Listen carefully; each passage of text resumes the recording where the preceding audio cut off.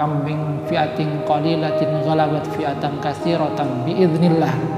Banyak sekali golongan yang sedikit akan tetapi dengan izin Allah, dengan pertolongan Allah bisa menang terhadap golongan yang banyak. Jadi, sifat dari pemimpin yang perlu kita pilih, terutama tentang bagaimana menggelorakan juga semangat-semangat yang baik yang diwariskan oleh pendahulu kita.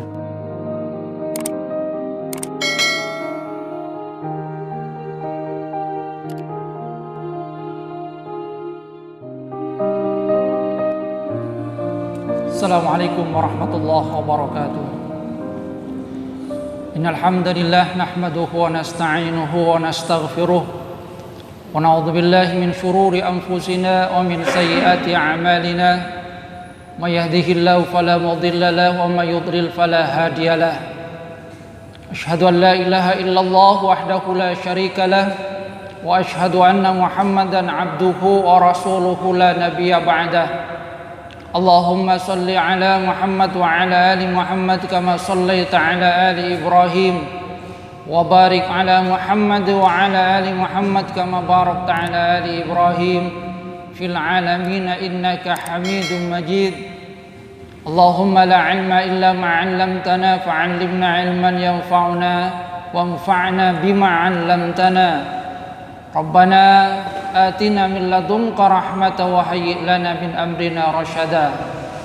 Rabbi shrah li sadri wa yassir li amri wahlul 'uqdatam min lisani yafqahu qawli, amma ba'du. Hadirin jamaah salat subuh rahimakumullah. Kita lanjutkan pengajian tafsir di surah Al-Baqarah. Saya review kembali apa yang kita bahas pada Selasa yang lalu di ayat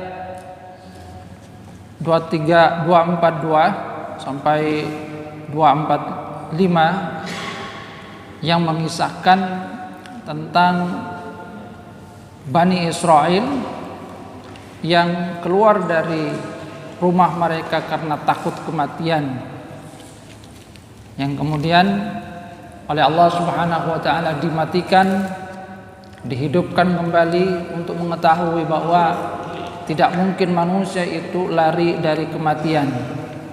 Di mana ibrahnya, kata Syekh Wahbah Zuhaili, mautul umam bil jubni wal bukhli.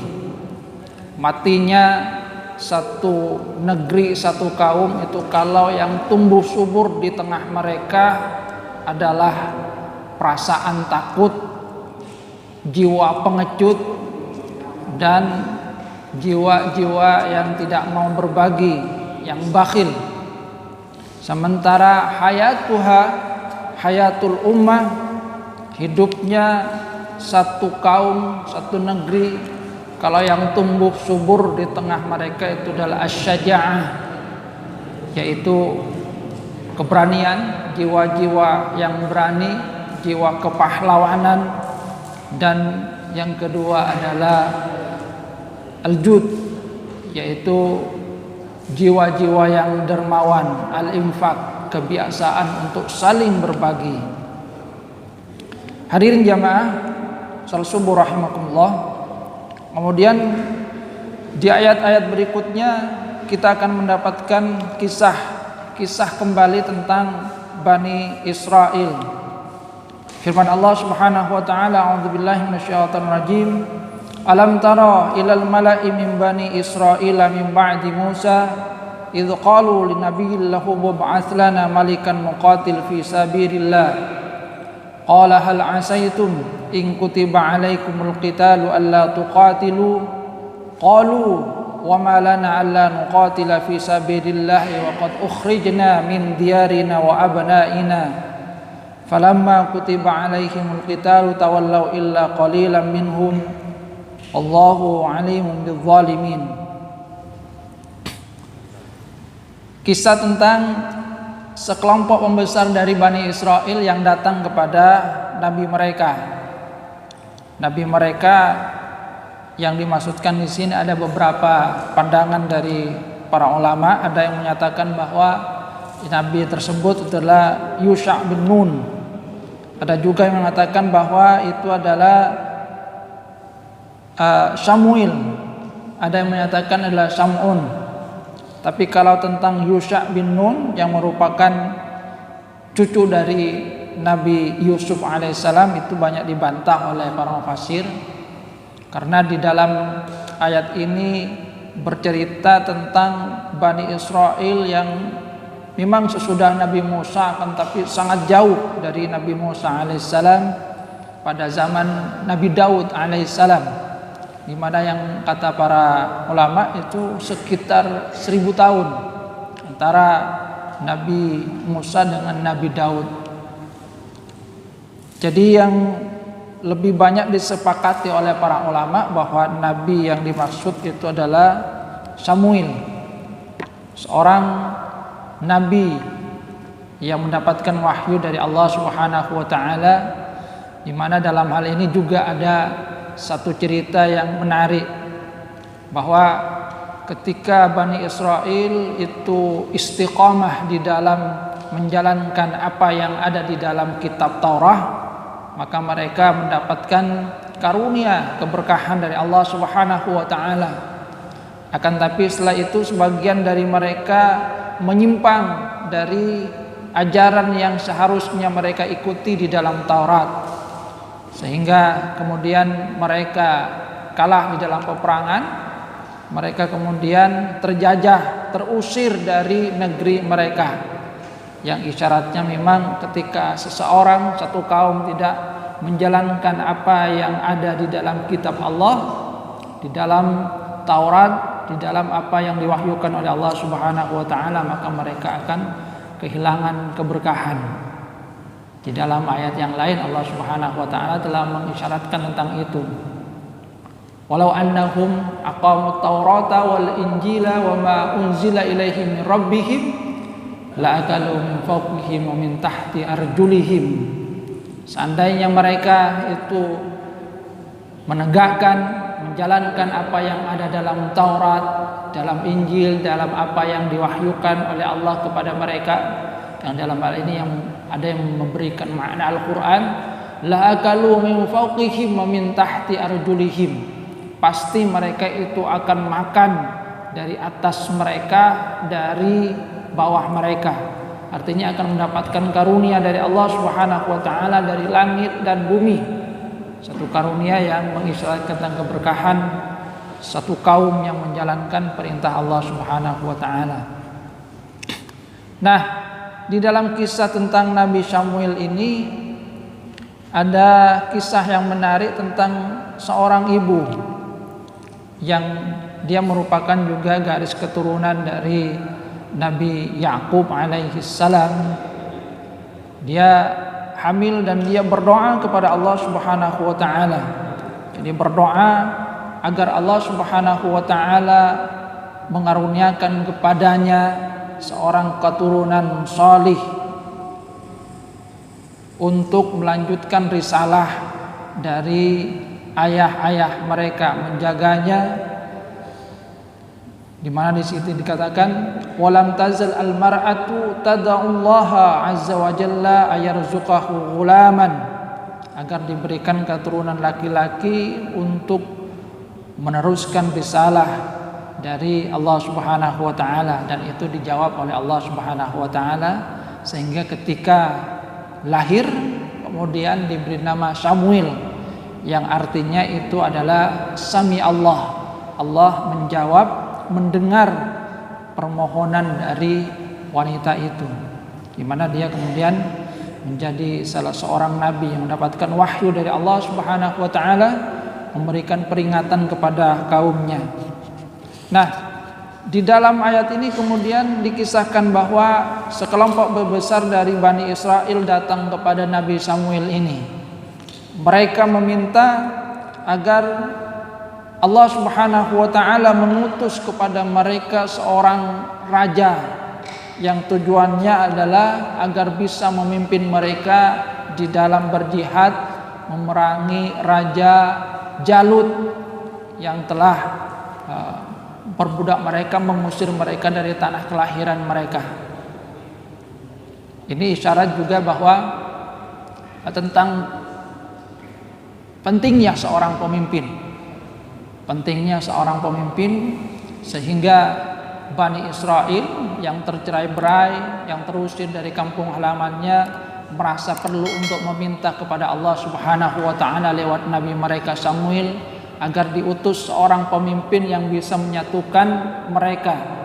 Sebab tanpa adanya seorang pemimpin yang baik tentu, maka satu kaum itu tidak akan bisa menuju ke arah kemakmuran, ke arah yang baik.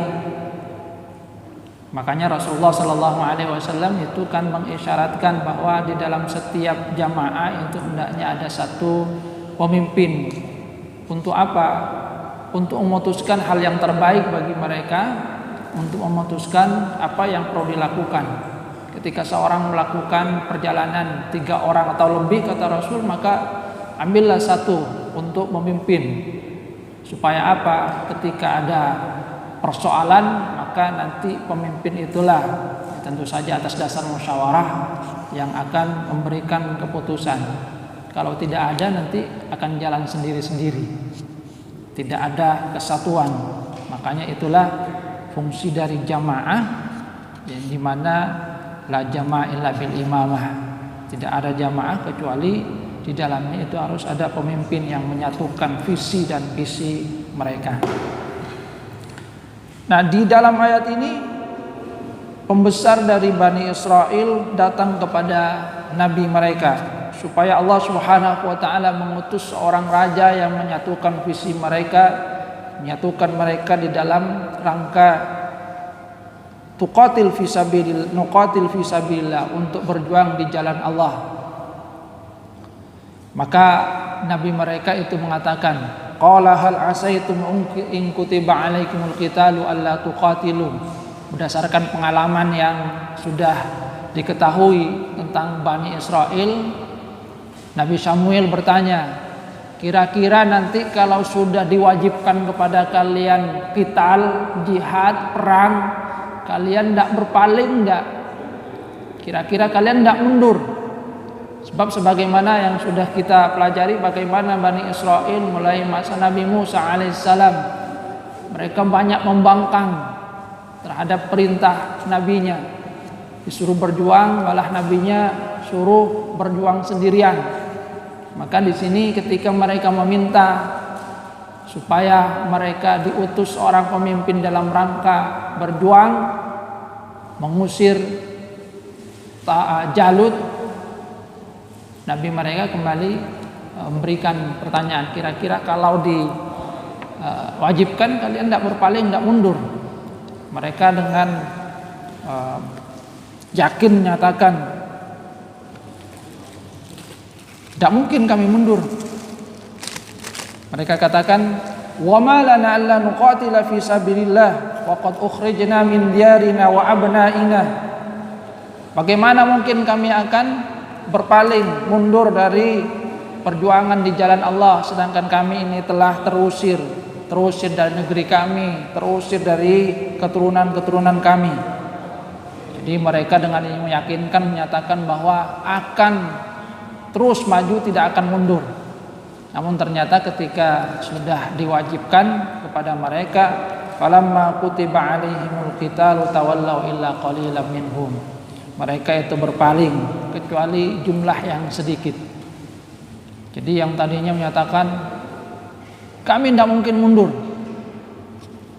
kami sudah dikeluarkan dari tanah kami, kampung halaman kami, dipisahkan dengan keluarga kami. Namun ketika sudah diperintahkan untuk berjuang, ternyata banyak juga yang mundur. Illa qalilan minhum, kecuali sebagian kecil saja. Kata Allah Subhanahu wa taala, Allah alim bil zalimin.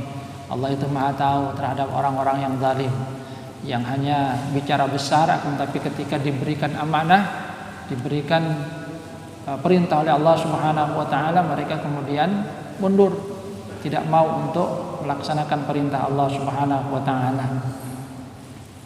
Kemudian di dalam ayat berikutnya, wa qala lahum nabiyukum innallaha qad ba'atsa lakum taluta malika. Allah telah mengutus kepada kalian Talut sebagai raja. Apa jawaban mereka ketika mereka mendengar bahwa yang dijadikan sebagai raja adalah Talut? Mereka katakan, qalu anna yakunu lahul mulku alaina wa nahnu ahaqqu bil mulki wa lam yu'ta sa'atan minal mal. Mereka menyatakan, loh kok Talut yang dijadikan raja? Karena mereka berharap bahwa raja yang ditunjuk, dipilih oleh Allah Subhanahu wa taala itu adalah dari golongan mereka. Mereka katakan, kami ini lebih berhak untuk menjadi raja karena mereka merasa merupakan pembesar dari Bani Israel. Kemudian mereka itu mempunyai kekayaan. Jadi dalam pandangan mereka, kebangsawanan kemudian kekayaan itu merupakan syarat dari dijadikannya seseorang itu menjadi pemimpin. Namun Allah Subhanahu wa taala mengisyaratkan bahwa kebangsawanan, kekayaan itu bukan merupakan syarat dari seorang itu menjadi pemimpin. Jadi sifat dari orang pemimpin itu bukan kemudian karena kebangsawanannya, bukan karena keturunannya, bukan juga karena kekayaan, banyaknya harta. Apa yang disyaratkan oleh Allah Subhanahu wa taala dalam ayat ini? Allah menyatakan, a'udzubillahi minasyaitonir rajim, innallaha astafahu 'alaikum wa zadahu bastatan fil 'ilmi wal jism wallahu yu'ti mulkahu may yasha wallahu wasi'un 'alim. Nabi mereka menyatakan, innallaha astafa, Allah itu yang memilih raja itu untuk kalian. Jadi isyaratnya itu bukan pilihan saya. Itu adalah ketentuan yang diberikan oleh Allah Subhanahu wa taala. Dan ketika Allah itu memberikan ketentuan, maka itu adalah yang terbaik. Apa alasan kemudian yang disyaratkan di dalam ayat ini tentang sifat dari seorang pemimpin? Nabi mereka menyatakan, innallaha astafahu 'alaikum wa zadahu bastatan fil 'ilmi wal jism. Allah yang memilihnya untuk kalian, dan Allah memilihnya dengan memberikan kelebihan. Pertama, bastatan fil ilmi, keluasan ilmu, dan yang kedua adalah wal jism, fisik juga yang benar-benar bagus. Allah yu'ti mulkahu may yasha, Allah wasi'un alim. Allah itu memberikan kekuasaan kepada siapa yang dikehendaki. Allah itu maha luas dan maha mengetahui. Jadi dua sifat dari Talut yang isyaratnya itu tentang sifat utama dari seorang pemimpin. Yang pertama itu adalah bastatan fil ilmi, keluasan dari ilmu. Artinya seorang pemimpin itu hendaknya adalah orang yang mempunyai pengetahuan yang luas. Bastatan fil ilmi, dan ini yang disyaratkan oleh Allah Subhanahu wa taala pada diri Talut. Kenapa perlu keluasan ilmu? Sebab ketika pemimpin itu tidak tahu apa-apa, maka dia tidak akan tahu apa yang harus dilakukan. Pemimpin yang tidak punya visi dan misi itu bukan malah membawa kepada kemajuan, malah akan membawa kepada kemunduran. Makanya misalnya berkaitan dengan apa yang terjadi pada masa sekarang, ada yang mengungkapkan memang COVID-19 itu banyak membunuh orang, jadi banyak membunuh orang. Akan tetapi pemerintah yang lamban itu, ada yang menyatakan pemerintah yang lamban itu akan membunuh segala sesuatu. Jadi memang COVID banyak membunuh manusia, akan tetapi ketika pemerintahan itu lamban di dalam mengatasi berbagai persoalan, maka yang terbunuh itu bukan hanya manusia, akan tapi berbagai sektor yang berkaitan dengan manusia. Bastatan fil ilmi, jadi harus ada keluasan ilmu. Dan ini memang diisyaratkan dalam berbagai ayat yang lain tentang sifat dari seorang pemimpin. Jadi berkaitan dengan Nabi Yusuf misalnya, inni hafizun alim, saya ini orangnya bisa menjaga amanah. Kemudian yang kedua, beliau katakan alim. Saya ini juga mempunyai ilmu, punya kapasitas, kemampuan untuk mengelola tersebut. Jadi bastatan fil ilmi. Bastatan fil ilmi di sini kata para ulama ya berkaitan tentang ilmu secara umum dan juga ilmu keagamaan. Ilmu secara umum tentu saja pada waktu itu adalah kalau berkaitan dengan masa Talut itu adalah tentang kepemerintahan, tentang bagaimana mengelola pasukannya, termasuk juga kemampuan di dalam seni berperang. Sehingga dengan kemampuan yang seperti itu maka diharapkan akan membawa kemaslahatan kepada rakyat yang dipimpinnya. Tapi kalau pemimpin itu tidak tahu apa-apa, tidak mempunyai visi dan misi, bingung tentang apa yang harus dilakukan, maka jangan salahkan kemudian kalau yang terjadi adalah kemunduran, kalau yang terjadi itu adalah kemudaratan, karena keputusan yang salah dari seorang pemimpin itu akan memberikan dampak yang besar terhadap orang yang dipimpinnya. Sebab semakin besar jabatan, maka akan semakin besar implikasi dari keputusan dari seorang anak buah itu paling hanya berkaitan dengan dirinya. Tapi kalau seorang pemimpin, bupati misalnya, maka keputusan yang diambil itu akan mempengaruhi seluruh yang ada di dalam kabupaten. Keputusan dari seorang gubernur itu akan mempunyai implikasi terhadap keseluruhan yang ada di dalam wilayah provinsinya. Keputusan seorang presiden itu akan memberikan implikasi terhadap segala yang ada di dalam negerinya. Jadi pemimpin itu memang harus mempunyai visi dan misi, bastatan fil ilmi. Kemudian yang kedua adalah al-jism, fisik yang prima, fisik yang baik. Kalau ini berkaitan dengan Talut, itu digambarkan bahwa Talut memang adalah seorang yang sangat gagah perkasa, sehingga menakutkan juga bagi musuhnya. Makanya disebut dengan Talut, kata para ulama. Kenapa mendapat julukan namanya Talut? Litulihi, karena orangnya itu tinggi, gagah perkasa, cocok waktu itu menjadi seorang pemimpin perang, seorang yang ketika dia berbicara akan disegani oleh anak buahnya, ketika berhadapan dengan musuhnya itu juga akan menjadi gentar. Jadi fil jism, bastatan fil ilmi wal jism. Ini kata Nabi mereka, Allah itu memilih untuk kalian dan ada kelebihan yang diberikan oleh Allah Subhanahu wa taala yang itu sesuai dengan kebutuhan untuk menjadi seorang pemimpin. Yang isyaratnya, kata Syekh Wahbah Zuhaili, di dalam ayat ini Allah Subhanahu wa taala juga mengisyaratkan bahwa kepemimpinan itu bukan karena tadi seperti yang disangka oleh Mala'um min Bani Israel, pembesar dari Bani Israel, di mana mereka menyatakan nahnu ahaqqu bil mulki, kami ini berhak terhadap kekuasaan. Kenapa?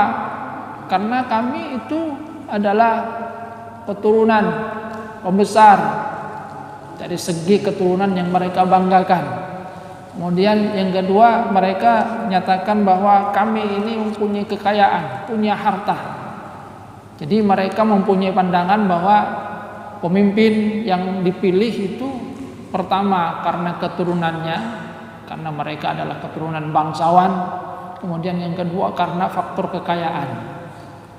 Namun Allah Subhanahu wa taala mengisyaratkan bukan, kepemimpinan itu bukan karena keturunan, kepemimpinan itu juga bukan karena kekayaan, tapi memang karena adanya sifat-sifat yang dimiliki di dalam diri orang tersebut, yaitu bastatan fil ilmi wal jism. Ada keluasan ilmu, ada juga prima yang fisik, fisik yang prima yang akan membawa anak-anak buahnya itu menjadi segan, dia kemudian dibawa, dia kemudian juga akan ditaati.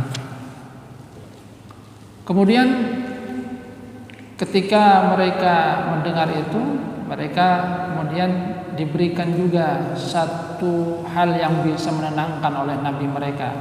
Wa qala lahum nabiyuhum inna ayata mulkihi ayyatiyakum tabutu fihi sakinatum min rabbikum wa baqiyatum mimma taraka alu Musa wa alu Harun tahmiluhul malaikah inna fi dzalika laayatan lakum in kuntum mu'minin. Nabi mereka yaitu Nabi Syamil menyatakan bahwa di antara tanda kekuasaan bahwa dia itu dipilih oleh Allah Subhanahu wa taala, ayat yakumut tabutu fihi sakinah, akan dikembalikan tabut. Tabut itu adalah satu peti, di dalamnya itu kata para ulama ada tongkat Nabi Musa, kemudian ada juga lauhun, lempengan batu yang di dalamnya ada 10 perintah dari Allah Subhanahu wa taala. Ada yang menyatakan bahwa di dalamnya itu ada Taurat. Kemudian ada juga mimma taraka alu Musa, yang ditinggalkan oleh keluarga Nabi Musa. Ada imamahnya, termasuk juga ada yang menyatakan al-mannu, satu karunia yang diberikan oleh Allah Subhanahu wa taala kepada Nabi Musa dan Bani Israel yang ada bersamanya, itu juga ada dalam tabut itu. Di mana tabut itu memang biasa mereka bawa sebagai apa? Sebagai penguat bahwa seakan-akan Nabi Musa itu bersama dengan mereka. Jadi seakan-akan Nabi Musa bersama dengan mereka, karena di dalamnya kemudian ada tongkat Nabi Musa mengingatkan mereka tentang kenabian Nabi Musa, tentang pertolongan yang diberikan oleh Allah Subhanahu wa taala kepada Nabi Musa, Nabi Harun, bagaimana Nabi Musa itu bisa selamat dengan pertolongan Allah Subhanahu wa taala lewat tongkat yang dipukulkan, yang di dalamnya kemudian ada banyak mukjizat ya yang sudah kita ketahui berkaitan dengan ahli sihir. Misalnya tongkatnya dipukulkan jadi ular yang memakan ular-ular kecil yang sungguhnya itu adalah sihir. Kemudian bagaimana Nabi Musa bisa selamat melalui lautan atas perintah Allah Subhanahu wa taala, idrib bi'asaqal bahr, pukullah dengan tongkatmu itu laut, yang kemudian famfalaqa, laut itu terbelah dua, bisa dijalani.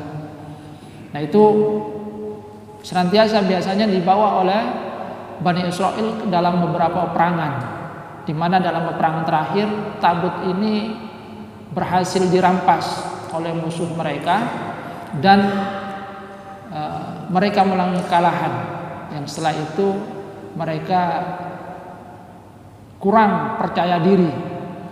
Nah, dikembalikan lagi tabut ini untuk apa? Untuk memberikan ketenangan kepada mereka bahwa Allah Subhanahu wa taala itu bersama mereka, bahwasanya Allah Subhanahu wa taala itu akan memberikan pertolongan sebagaimana pertolongan yang pernah diberikan oleh Allah Subhanahu wa taala kepada Nabi Musa alaihi salam. Jadi sakinah, ada ketenangan bagi mereka ketika membawa tabut, karena merasa bahwa mereka bersama dengan Nabi Musa, mengingatkan mereka akan pertolongan yang diberikan oleh Allah Subhanahu wa taala kepada Nabi Musa alaihissalam. Ini juga merupakan isyarat bahwa menjaga peninggalan yang berharga, yang mengingatkan kita kepada perjuangan orang terdahulu, perjuangan Nabi Muhammad misalnya, itu adalah sesuatu yang bisa kita katakan dalam ayat ini ya dianjurkan untuk mengingatkan apa? Mengingatkan tentang perjuangan. Makanya peninggalan itu juga adalah sesuatu yang perlu untuk mengingatkan, bukan untuk dipuja-puja ya. Jadi tujuannya itu bukan untuk dipuja-puja, akan tapi kemudian mengingatkan tentang perjuangan dari orang terdahulu, bahwa nenek moyang kita itu dulu berjuang. Ini buktinya bahwa mereka itu berjuang, buktinya bahwa mereka itu bisa, sehingga keturunannya kemudian bisa meniru. Sehingga peringatan tentang hal itu sungguhnya juga untuk mengingatkan kembali akan pertolongan yang diberikan oleh Allah Subhanahu wa taala. Hadirin jamaah salat subuh rahimakumullah. Jadi isyaratnya bahwa pertama di dalam perjuangan itu memang perlu adanya seorang pemimpin yang bisa memimpin mereka menyatukan visi dan misi. Dan memang di dalam Al-Quran surat Az-Zumar Allah Subhanahu wa ta'ala juga kan mengisyaratkan agar kita itu berada dalam jamaah. Kenapa? Karena jamaah yang baik itu juga insya Allah akan menghantarkan kita kepada kebaikan. Sebaliknya jamaah yang buruk itu juga akan menghantarkan manusia itu mungkin kepada keburukan. Di dalam Quran surat Az-Zumar itu kan kita mendapatkan isyarat orang-orang yang masuk surga itu digiring zumarah ke dalam surga itu juga secara rombongan. Wasiqal ladzina taqaw rabbahum ilal jannati zumarah. Orang-orang yang bertakwa kepada Allah itu nanti akan dimasukkan ke dalam surga zumarah secara rombongan, jamaah. Orang-orang kafir juga demikian. Wasiqal ladzina kafaru ila jahannama zumarah. Orang-orang kafir itu juga nanti akan digiring ke neraka zumarah secara rombongan-rombongan. Jadi artinya mempunyai komunitas yang baik itu perlu, supaya apa? Bisa saling untuk mengingatkan, bisa saling untuk menarik, sehingga mungkin kalau nanti dia terlepas kemudian ditarik. Ini perlunya bergabung dalam komunitas-komunitas yang baik, menghindari dari komunitas-komunitas yang tidak baik. Karena dalam Al-Quran juga isyaratkan wasiqal ladzina taqaw rabbahum ilal jannati zumarah. Orang yang bertakwa kepada Allah itu akan digiring ke surga zumarah secara rombongan. Orang yang kafir itu juga wasiqal ladzina kafaru ila jahannama zumarah. Ke jahanam itu juga zumarah. Jadi perlu memang pemimpin yang menyatukan visi misi untuk apa? Untuk mengarahkan kepada jalan yang penuh dengan kemaslahatan. Kemudian sifat dari pemimpin, kepemimpinan, kekuasaan itu bukan karena kebangsawanan, bukan karena keturunan, bukan juga karena harta kekayaan, tapi karena sifat-sifat luhur yang ada pada dirinya. Yang di dalam ayat ini diberikan petunjuk. Pertama adalah bastatan fil ilmi, yaitu keluasan dalam ilmu. Jadi mempunyai ilmu, mempunyai visi dan misi yang baik untuk membawa rakyat yang dipimpinnya menuju kemaslahatan. Bukan pemimpin yang tidak tahu apa-apa, bukan pemimpin yang kebingungan. Sebab kalau pemimpinnya kebingungan, anak buahnya juga kebingungan. Kemudian al-jism, fisik yang prima, yang membuat dia bisa menjalankan tugasnya itu dengan baik. Kemudian yang ketiga yang bisa kita ambil dari pelajaran dari ayat yang kita bahas, bahwa menjaga peninggalan dari nenek moyang, peninggalan hal-hal yang baik itu juga perlu. Tujuannya adalah untuk mengingatkan kita kepada perjuangan mereka. Kalau dalam ayat ini sakinah, supaya kemudian ada ketenangan bahwa Nabi Musa dulu mendapatkan pertolongan dari Allah Subhanahu wa taala. Maka kalau kemudian mengikuti jejak Nabi Musa, mereka juga insya Allah akan mendapatkan pertolongan dari Allah Subhanahu wa Ta'ala. Kalau kita di dalam tanah air, kita ingat terhadap perjuangan orang terdahulu. Kalau mereka dulu mendapatkan pertolongan dari Allah Subhanahu wa Ta'ala, walaupun jumlah persenjataan itu minim, akan tetapi dengan semangat yang baik, dengan tetap menggantungkan hati kepada Allah Subhanahu wa Ta'ala, ternyata mendapatkan kemenangan. Maka semangat yang seperti itu yang kemudian diharapkan tetap ada dalam diri generasi penerusnya. Sebab kalau kita berkaca kepada kita, itu kan dulu bambu runcing gitu kan. Nenek moyang kita berperangnya pakai bambu runcing, sementara musuhnya itu pakai bedil. Tapi ternyata walaupun dengan bambu runcing, alhamdulillah kita mendapatkan pertolongan dari Allah Subhanahu wa Ta'ala, bisa juga memenangkan pertempuran menghadapi penjajah yang persenjataannya itu lebih baik dari kita, yang sesungguhnya seperti yang sudah kita pelajari, Nabi Muhammad SAW dan para sahabat di perang Badar itu juga demikian. Persenjataannya lebih sedikit, jumlahnya juga lebih sedikit, akan tapi mendapatkan pertolongan dari Allah Subhanahu wa Ta'ala, dan alhamdulillah mereka itu mendapatkan pertolongan, bisa memenangkan.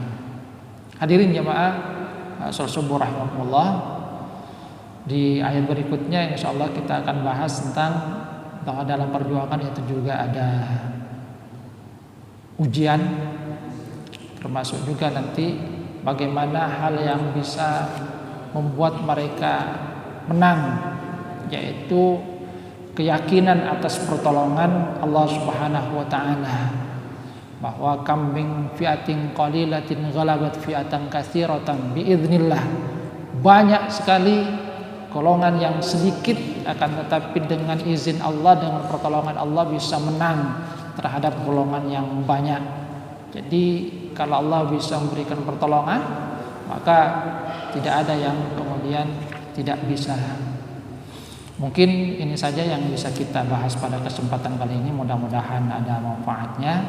Mudah-mudahan kita bisa mengambil i'tibar dari kisah itu, terutama tentang sifat dari pemimpin yang perlu kita pilih, terutama tentang bagaimana menggelorakan juga semangat-semangat yang baik yang diwariskan oleh pendahulu kita. Kurang lebihnya mohon maaf. Wabillahi taufiq wal hidayah wa ridwan ya. Subhanakallahumma bihamdika asyhadu an la ilaha illa anta astaghfiruka wa atubu ilaik. Assalamualaikum warahmatullahi wabarakatuh.